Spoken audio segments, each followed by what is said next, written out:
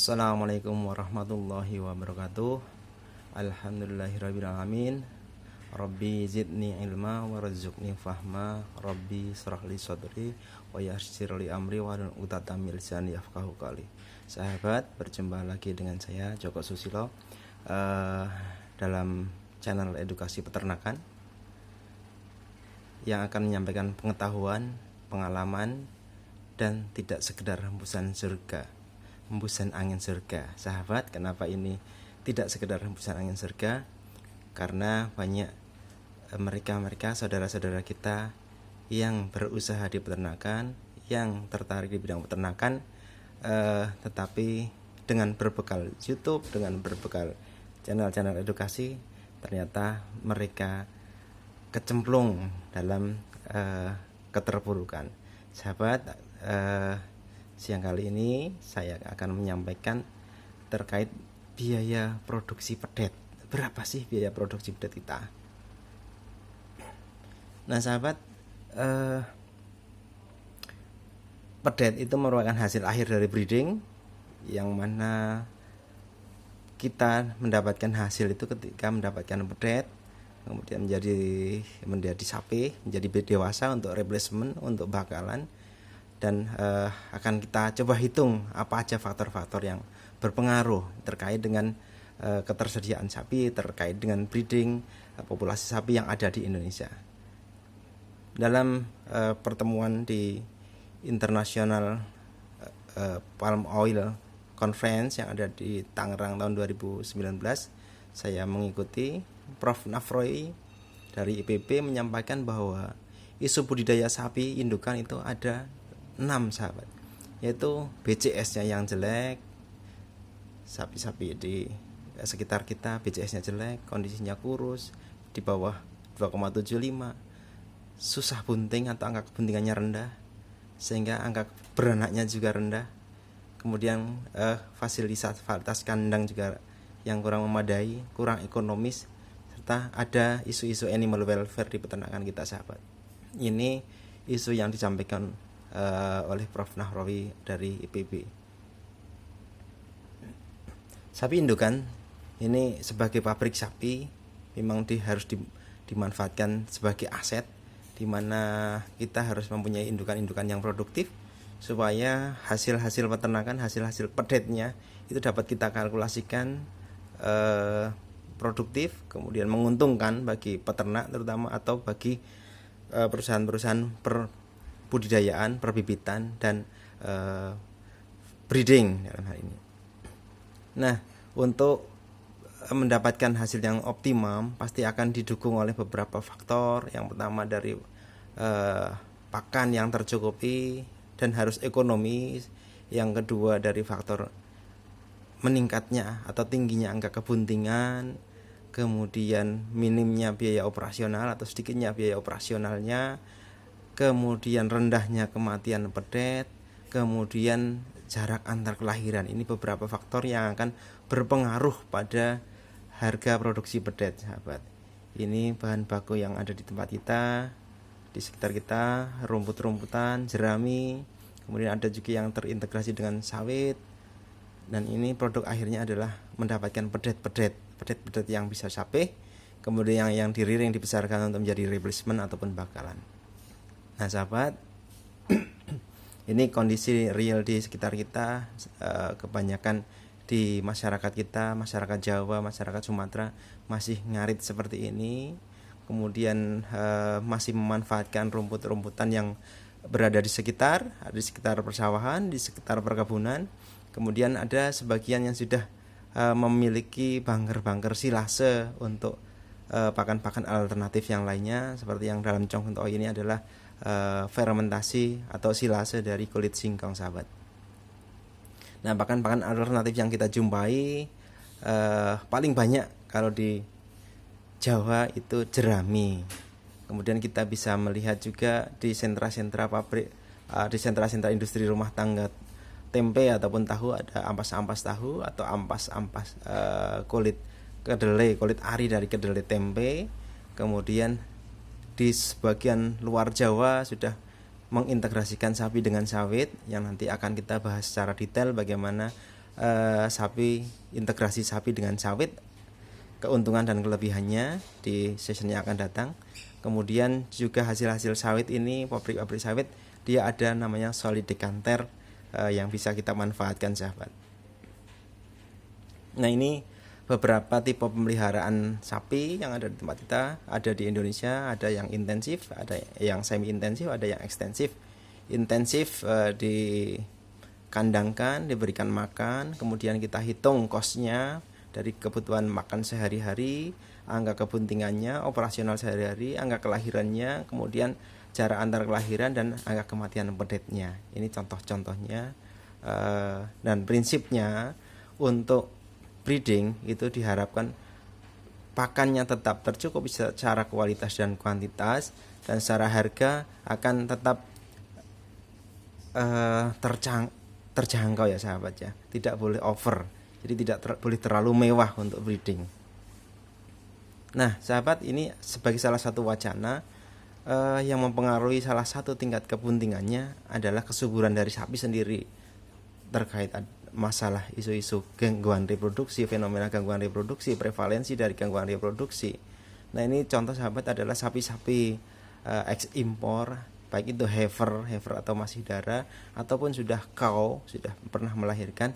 Ini kita bisa lihat, sehingga kita nanti ketika di sekitar kita atau kita mau memilih sapi Brahman atau Brahman cross untuk breeding kita, maka kita harus hati-hati bahwa sebagian sapi-sapi yang memiliki tanda-tanda seperti ini, ada lubang circle atau bulat di telinganya. Ini merupakan tanda bahwa di negara asalnya, di Australianya sana, ini sudah dilakukan spaying, sudah disterilkan. Biasanya dilakukan pengangkatan ovarium atau ovariektomi. Nah ini prosesnya seperti itu. Ini tandanya seperti ini sahabat ya, gampang dikenali. Pada video sebelumnya kita mencari indukan atau darah, pilih yang telinganya utuh, kemudian baru kita cek reproduksinya sahabat. Nah sahabat, pemeliharaan secara intensif ini kita harapkan bisa mendapatkan angka kebuntingan yang tinggi, kemudian pedetnya juga angka kebuntingannya tinggi, pedetnya lahir sehat, angka panen pedetnya lebih banyak, yang diwinerkan juga sudah kita lihat performanya bagus, kemudian pembesarannya juga kita anggap sebagai investasinya. Ini sebagai contoh pengalaman kerja saya di 2008 adalah sapi-sapi Sumba Unggul yang dari Nusa Tenggara Timur, kondisinya secara ekstensif seperti ini. Kemudian kita intensifkan ke kandang, kita berikan treatment obat cacing, vitamin, kemudian treatment pakan yang memadai, sehingga hasil-hasilnya juga memuaskan. Ini yang sudah kita servis, yang bunting dari sana, kemudian anaknya menjadi lebih baik, kemudian nanti ternyata rangkanya lebih bagus, kemudian lebih besar, lebih cepat besar. Nah hasil-hasil anaknya tersebut kita sape, kemudian kita berikan kandang di super hedge, kemudian kita langsung berikan pakan yang baik untuk meningkatkan nutrisinya, sehingga di umur 13 bulan, 12 bulan sudah mencapai bobot 280, 300, dan mereka sudah siap kawin sebagai dahara ini sahabat. Ini maka akan kita hitung berapa sih sebenarnya dengan bobot 280 sampai 300 ini, berarti ADG-nya adalah bobot 300 dikurangi bobot awal lahir 25 kilo sebagai contoh. Kemudian selama 13 bulan berarti dibagi 390. ADG-nya dari awal sampai umur 13 bulan adalah 0,7 ya sahabat. Nah, dalam beberapa referensi kita bisa lihat juga target-target dari pertumbuhan berat badan dari berbeda umur, berbeda berat, kemudian berbeda asupan bahan keringnya. Ini contoh-contoh komposisi pakan yang mungkin bisa nanti kita manfaatkan untuk pembesaran pedetnya ataupun untuk memberi makan induknya untuk breeding.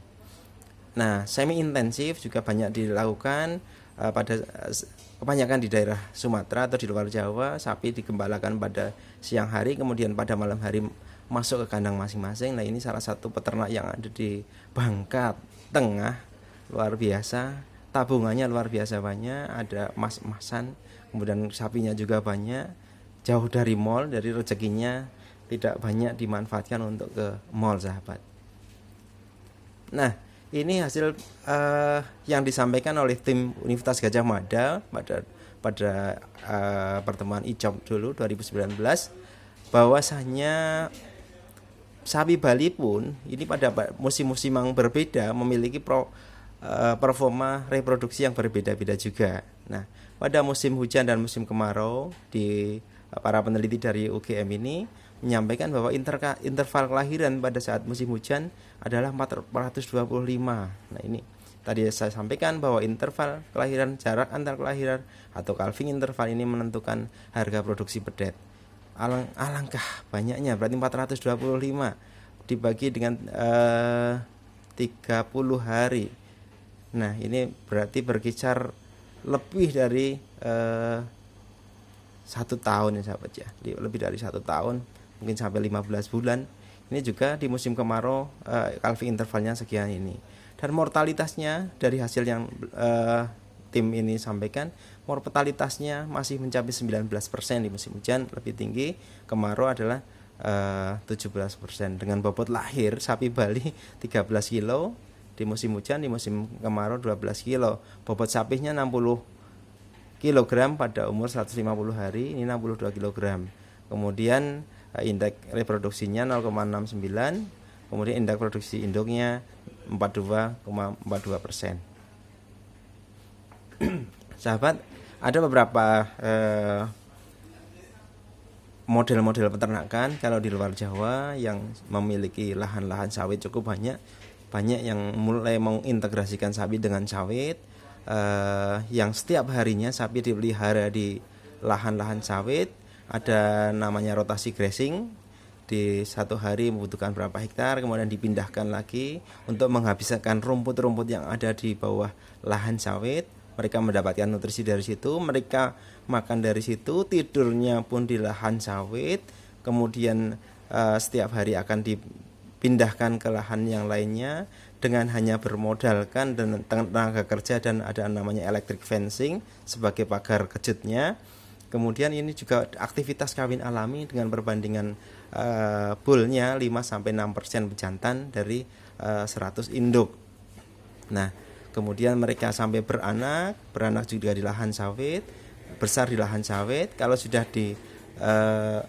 dilakukan penyapian, akan dilakukan pemeliharaan intensif, diberikan pakan yang baik, sahabat ya. Nah, sahabat, integrasi sawit ini cukup memberikan alternatif bagi lahan kebun sawit yang cukup luas, karena juga mengurangi dosis pemberantasan hal gulma ataupun tanaman-tanaman liar yang mengganggu produktivitas sawit. Kemudian ada peranan vitamin D yang tiap hari terpapar dengan matahari sehingga reproduksinya membaik. Angka distokianya atau kesulitan melahirkannya juga rendah karena setiap hari exercise, sehingga retensi plasentanya juga rendah, sahabat. Nah, ini juga yang disampaikan dalam forum tersebut di ICOP 2019, bahwa Indonesia Australia Red Meat and Cattle Partnership menyampaikan bahwa kinerja reproduksi selama bekerja sama di Indonesia, bahwa ini terpengaruh oleh manajemen nutrisi, manajemen pejantan, dan juga penyelamatan pedet. Di tahun pertama ini bahwa angka kebuntingannya masih 75%, kemudian tahun berikutnya 80%, dan ini cenderung ada penurunan, kemudian ada meningkat lagi sampai 92%. Kemudian angka kematiannya, sahabat, angka kematian pedetnya tahun pertama tertinggi 11%, kemudian menjadi di mitra yang berbeda 4%, mitra yang lainnya 5%, kemudian masih tetap di atas 5%, sahabat ya, kematian pedetnya. Justru masih ada yang 7%, ada 9%, dan ada yang 10%. Nah, dari hasil yang disampaikan oleh Red Meat Cattle Partnership menyampaikan bahwa biaya harian indukan pada produksi winner 100 kilo ini seperti ini, sahabat ya. Jadi biaya pakan per harinya 4.800 dengan biaya operasional 3.900 dengan produksi winner per ekor produksi pedet sampai winner per ekor 5.620 dengan model grazing sahabat ya. Nah, ini rinciannya seperti ini. Biaya harian untuk pembesaran 1 kg berat badan yaitu ongkos grazing yang 3.200 per hari, kemudian biaya tenaga kerja 2.800, pertambahan berat badannya 0,35. Nah, kemudian sehingga biaya per kilonya ketemunya 17.000. Sementara dengan model Siska yang di feedlot yang diintensifkan, biaya per hari pakannya 8.600 dengan tenaga kerja 2.800, tapi ada ADG 0,51 sehingga per harinya 22.350. Ini selisih antara digrazingkan dengan yang diintensifkan sahabat. Nah, kemudian penelitian berikutnya dari tim-tim UGM ini membandingkan antara sapi Bali dan sapi BX dengan sistem seasonal mating system dan non seasonal mating system. Saya menyoroti di sini adalah berapa angka kematian dari pedet tersebut. Ternyata masih tinggi 8,65, kemudian di sapi Bali non seasonal mating system masih 20%, tinggi sekali. Dan ini sapi-sapi Brahman, angka kematian pedetnya juga masih tinggi 8,4, dan yang non seasonal mating system masih 12%. Nah, total panen pedetnya sebanyak 41,92%, dan pada sapi BX 61,5%. Nah, ini yang tetap harus kita lihat, kita harus koreksi data-data ini sebagai acuan kita ketika memilih breeding, sahabat. Nah, gimana kita tahu bahwa kelahiran yang normal ataupun tidak normal ini berpeluang menimbulkan endometritis? Ada yang disebabkan karena retensi plasenta yang parsial atau yang total, atau kelahiran yang normal ini juga berpeluang menyebabkan metritis atau endometritis, yang mana ini akan menyebabkan days opennya makin panjang dan calving intervalnya semakin panjang, sahabat. Nih contoh sapi yang mengalami endometritis ataupun metritis. Jadi sahabat, setelah melahirkan plasenta atau ari-arinya tidak keluar selama 1-2 hari 2 malam, tidak dilakukan treatment sehingga tubuhnya demam, karena ini menjadi toksik, menjadi racun di dalam tubuhnya, menjadi demam panas dan kemudian mati. Kita buka di dalam uterusnya seperti ini, sahabat. Jadi ini salah satu kelemahan ketika memang kita tidak intensif untuk melihat recording kelahiran, yaitu terutama di pengeluaran plasenta atau ari-arinya, sahabat. Nah, sahabat, ini juga gangguan-gangguan yang terkait dengan angka kebuntingan, yaitu salah satunya abortus. Ini mengganggu sekali proses kebuntingan dan kelahiran. Atau yang kemudian ada metritis, endometritis, kemudian ada prolapsus uterus atau prolapsus vagina. Nah, ini untuk menghasilkan pedet, ini gangguannya cukup rumit ya, sahabat semuanya. Nah, ini contoh-contoh endometritis atau tipe-tipe lendir infeksi pada sapi perah. Contoh ada yang lendirnya berwarna merah atau metestrus, terkadang metestrus postpartus, atau namanya metestrus bleeding, maaf. Kemudian ada lendir yang warnanya coklat, lendir infeksi, ada yang warnanya putih atau sudah mendekati ke pyometra. Ini akan mengganggu proses kelahiran berikutnya atau akan memperpanjang calving interval. Nah, prevalensi kondisi endometritis sendiri dari beberapa peneliti menyebabkan kejadiannya sampai 53% di 2005 di Amerika, kemudian di Spanyol sampai 4,5%. Yang tertinggi adalah di Amerika Serikat 53,5 di 2005 dulu. Jadi mudah-mudahan sekarang kondisinya sudah jauh membaik karena pengetahuan tentang reproduksi, penanganan dan pencegahan gangguan reproduksi seperti endometritis ini sudah semakin membaik. Nah, tindakan yang dilakukan untuk endometritis adalah pencegahan infeksi di uterusnya, manajemen pada saat periode transisi, dan pemberian antibiotik dan hormonal.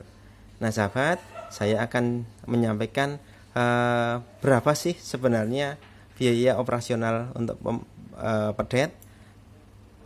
Ini akan saya coba hitungkan. Nah, sahabat, kita coba ketika biaya operasionalnya 5.000 per ekor per hari atau tadi 2.800, kita coba cek 2.800. Kemudian berapa sih pakannya sehari? 5.000, kita bisa lihat. Kemudian calving intervalnya tadi 420 hari contoh. Kemudian angka kebuntingannya 70%. Kemudian kematian bedetnya 10%. Ini biaya produksi bedetnya adalah 5.200.000. Nah, coba kita biaya operasional per hari dari karyawan dan overhead seluruhnya 2.800. Pakannya kita buat agak tinggi sedikit 7.000 contoh, sahabat ya. Intensif dengan intensif. Jarak kelahirannya kita perkirakan adalah 390 hari contoh, ini bagus banget, 13 bulan namanya. Kemudian angka kebuntingannya 80%. Kemudian kematian pedetnya 5%. Nah, ini ideal. Masih 5% kematian pedet, angka konsepsinya, angka kebuntingannya 80%. Kemudian jarak antar kelahirannya 390 hari. Biaya produksi pedet adalah 5.028.000, sahabat. Nah, jadi faktor-faktor yang berpengaruh pada biaya produksi pedet adalah biaya operasional harian, kemudian pakan per hari yang memang besar itu untuk pemeliharaan intensif, kemudian jarak antar kelahiran, ini terkait dengan penanganan postpartus ataupun nutrisi secara keseluruhan. Angka kebuntingan ini dipengaruhi oleh hal-hal yang berkaitan dengan deteksi birahi, dengan persentase bul, dengan kondisi BCS, kemudian dengan juga kualitas inseminasi buatan dan segala macamnya. Ini yang berpengaruh pada kebuntingan, ataupun ada penyakit-penyakit yang infeksius penyebab keguguran, seperti itu akan berpengaruh pada conception rate. Kemudian untuk kematian pedet ini disebabkan oleh rata-rata terbanyak adalah diare di pernafasan. Yang pertama di diare atau di pencernaan, yang kedua adalah di pernafasan. Nah, ini dua penyakit ini yang menimbulkan kerugian yang besar, kematian pada pedet. Sahabat, mungkin ini yang dapat saya sampaikan. Untuk detail-detailnya yang lebih lanjut tentang calf mortality, tentang angka kebuntingan akan dibahas di channel berikutnya. Terima kasih. Assalamualaikum warahmatullahi wabarakatuh.